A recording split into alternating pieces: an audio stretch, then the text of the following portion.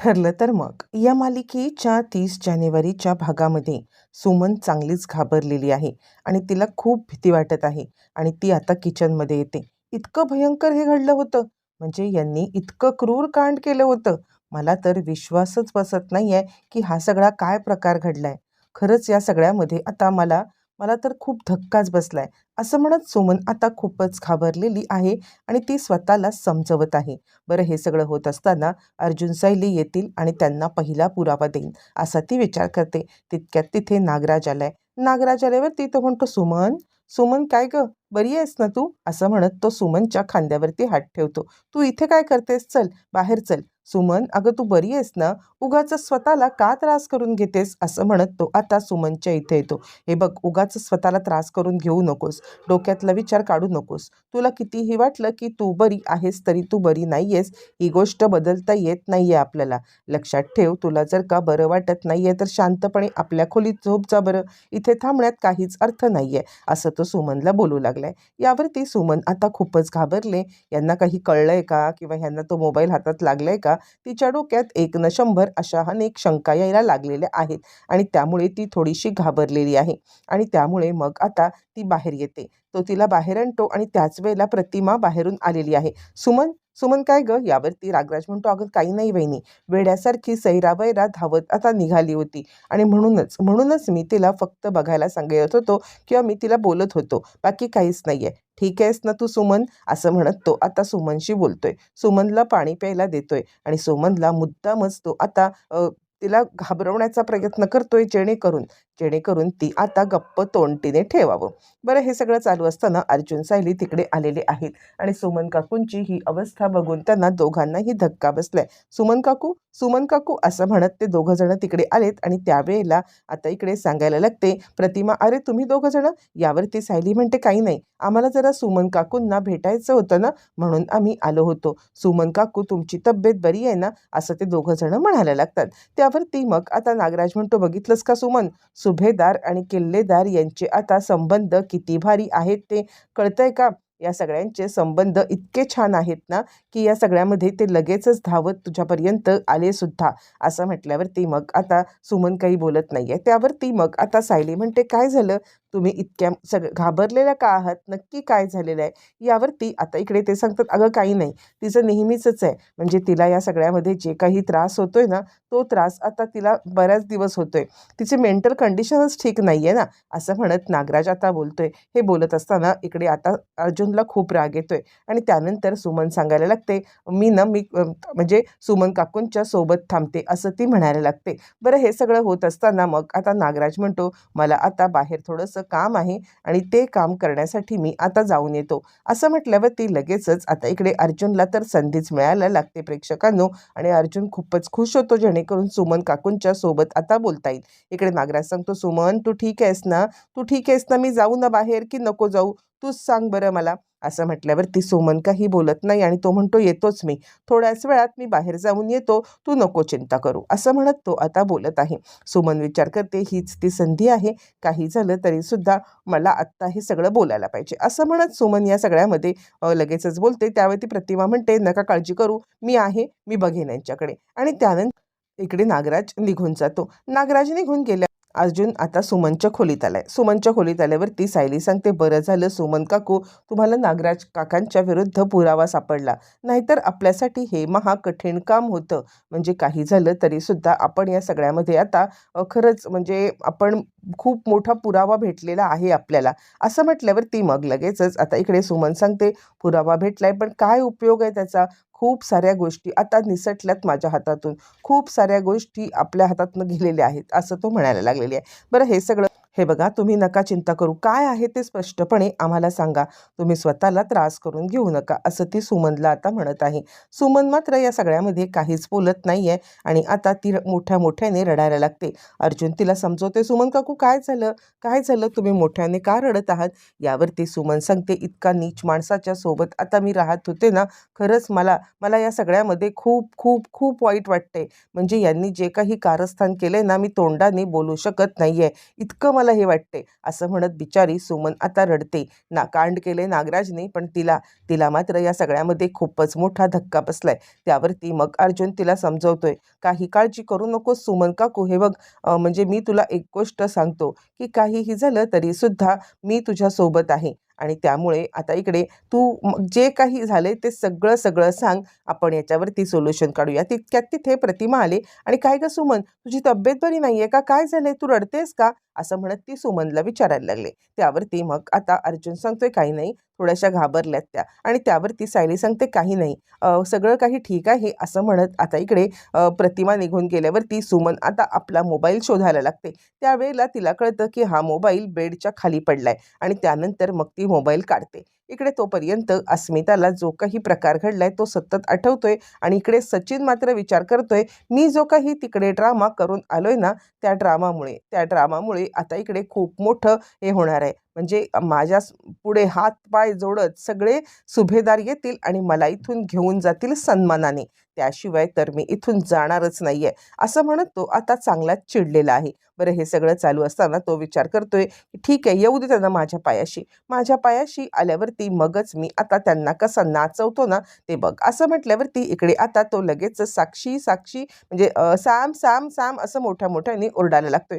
कुठे आहेस तू सॅम, यावरती ती म्हणते काय रे, आज इतका आनंदात आहेस, तुझे काय पैसे बिसे मिळाले की काय, ते सगळे जे बँकेमध्ये अडकलेले पैसे होते ते तुझ्याजवळ आले वाटते. यावरती तो म्हणतो, सॅम तुला काय सांगू, चल मी आज खूप आनंदात आहे, आपण कुठेतरी बाहेर डिनरला जाऊया. यावरती साक्षी मात्र बाहेर पडायला काही तयार नसते, पण तो काही ऐकत नाही.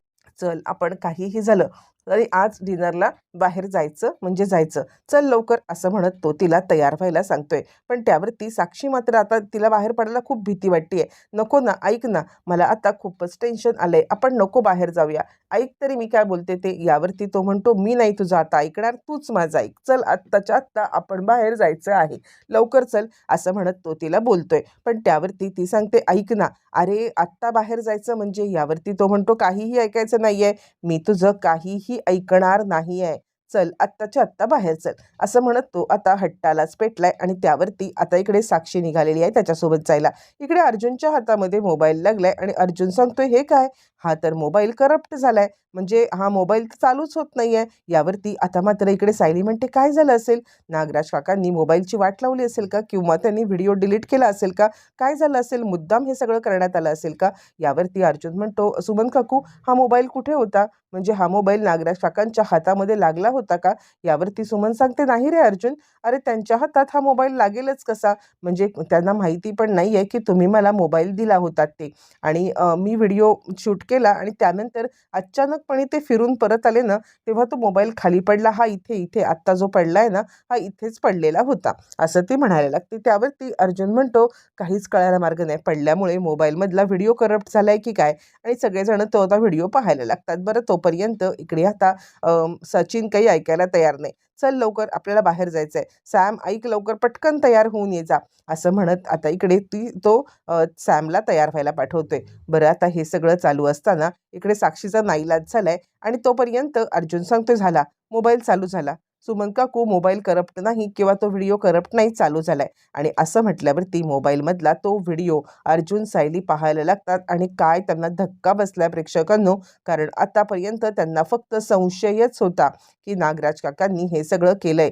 पण आत्ता मात्र सगळ्या गोष्टी अशा पद्धतीने क्लिअर झाल्यात की आता बोलायला काही चान्सच राहिलेला नाही आहे. आणि आता सगळ्या गोष्टी एकदम क्लिअर झाल्यात. आणि त्यानंतर अर्जुन म्हणतो, काय आहे हे, म्हणजे हे सगळं भयंकर आहे ना, स्वतःच्याच भावाला मारण्याची सुपारी दिली, स्वतःच्याच भावाचं कुटुंब संपवायची सुपारी दिली. यावरती मग आता सुमन म्हणते, हो अर्जुन, हा सगळा प्रकार असाच घड, त्यांनी माझ्याजवळ, म्हणजे मला काही कळत नाहीये हे समजून माझ्याजवळ सगळं सगळं कबूल केलंय. आणि हे सगळं कबूल करत त्यांनी आता स्वतःच्या तोंडाने मला सांगितलंय की हो, मी दिली होती सुपारी, असं म्हटल्यावरती अर्जुन म्हणतो, आता तर मी गप्प बसणार नाहीये, काहीही झालं ना तरी नागराज काकाला शिक्षा ही झालीच पाहिजे, कोणत्याही परिस्थितीत नागराज काका वाचलाच नाही पाहिजे, असं म्हणत आता इकडे ते दोघं जण तो मोबाईल, म्हणजे अर्जुन तो मोबाईल आपल्या मोबाईलमध्ये ट्रान्सफर करून घेतो. असं तो अर्जुन आता मोबाईल ट्रान्सफर करून घेतल्यावरती इकडे तो सांगतो, आला. माझ्या मोबाईलमध्ये तो व्हिडिओ आलेला आहे आणि त्याला इतका राग आला, इतका राग आला, त्याच्या डोळ्यात पाणी आलंय. सायली पण रडायला लागले. इतकं नीच कसं कोणी असू शकतं? आणि त्यानंतर आता ती सांगायला लागते, की कसं कोणी इतकं नीच असू शकतं? आणि त्यानंतर आता इकडे अर्जुन सांगायला लागतोय, आता या वेळेला मी आता सोडणारच नाहीये. म्हणजे नागराज काकांना बिलकुल सोडणार नाही. आत्ताच्या आत्ता हे व्हिडिओ जाऊन आता मी रविराज काकांना दाखवतो आणि त्यानंतर पोलिसांना. रविराज काकांनी एकदा का हे व्हिडिओ बघितले की नाही, त्यानंतर पोलिसांना बोलवून आता मात्र खूप मोठा गौप्यस्फोट करायचा. त्यावरती सायली म्हणते, ऐका अर्जुन सर, असं काही करू नका. काय माहिती आहे का, जर रविराज काकांनी हा व्हिडिओ बघितला आणि हायपर झाले आणि नागराज काकांनी काहीतरी सूत्र हलवली तर आपल्यासाठी महाभयंकर असणार आहे. ते हायपर होतील आणि त्यानंतर मग ते रविराज काका त्यांना आता काहीतरी विचारतील, ते पुरावा करप्ट करतील. नाही, हे आता आपण करायचंच नाहीये. तुम्ही ताबडतोब आधी पोलिसांकडे जा आणि त्यानंतर पुढे काय करायचं ते करा. सुमन म्हणते, मला तर लाज वाटते, लाज, की हे सगळं माझा नवरा करतोय. किती मला त्रास होतोय काय सांगू तुम्हाला. असं म्हणत सुमन आता ज्या वेळेला बोलत आहे त्यावेळेला अर्जुन म्हणतो, मला तर इतका संताप आलाय ना, की हे सगळं सगळं आत्ताच्या आत्ता जाऊन सांगावं. पण मला सायली म्हणते ते सुद्धा पटतंय. मी हे आत्ता सांगणार नाहीये.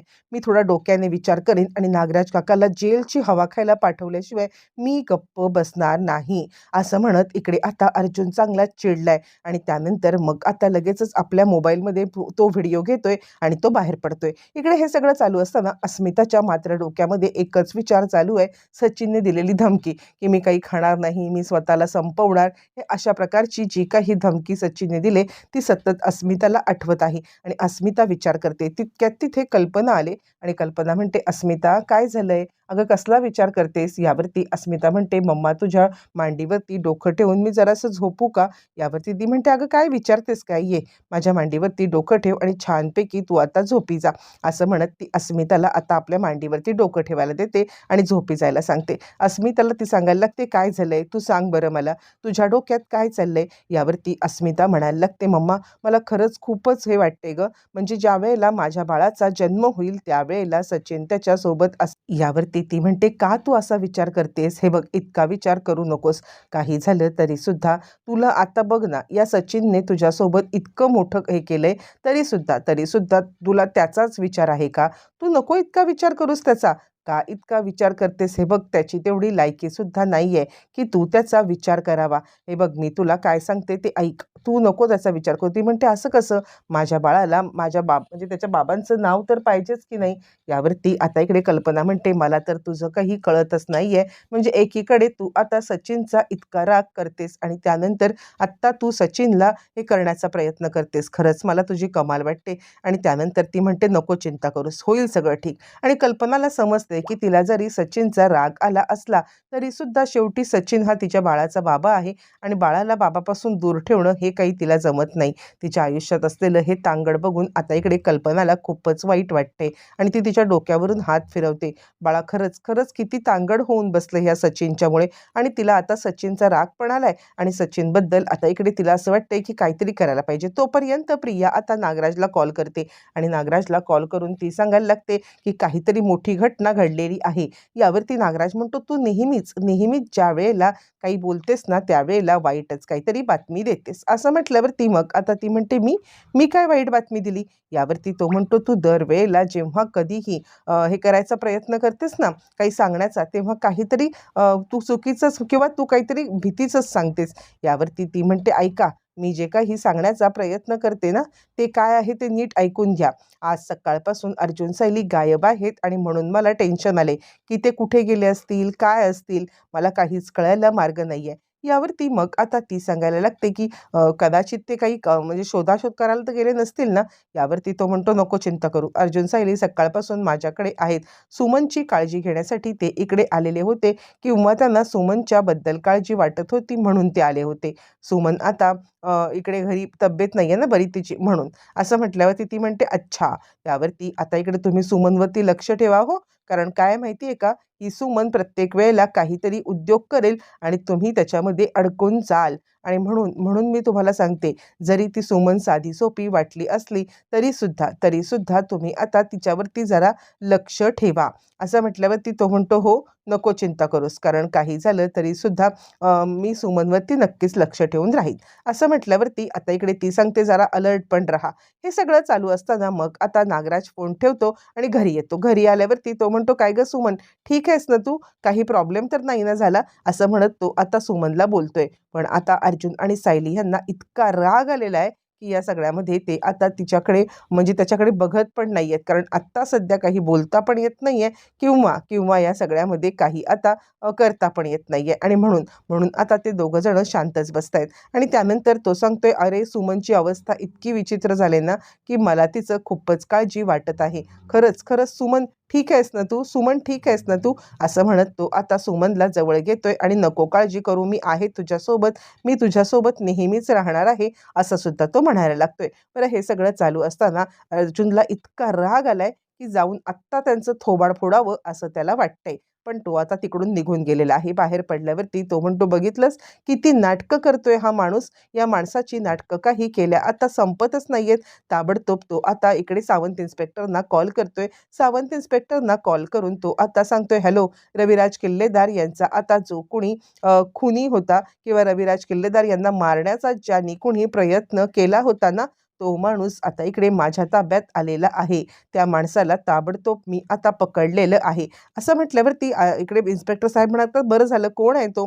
यावरती लगेचच आता इकडे तो सांगायला लागतो, तो म्हणजे नागराज किल्लेदार. "माझ्याकडे पुरावा आहे. तुम्ही ताबडतोब रविराज किल्लेदार यांच्या आता घराकडे पोहोचा आणि रविराज किल्लेदार यांच्या घराकडे पोहोचल्यावरती मग तुम्हाला समजेल, की नागराज किल्लेदारच्या विरुद्ध माझ्याकडे काय पुरावा आहे ते.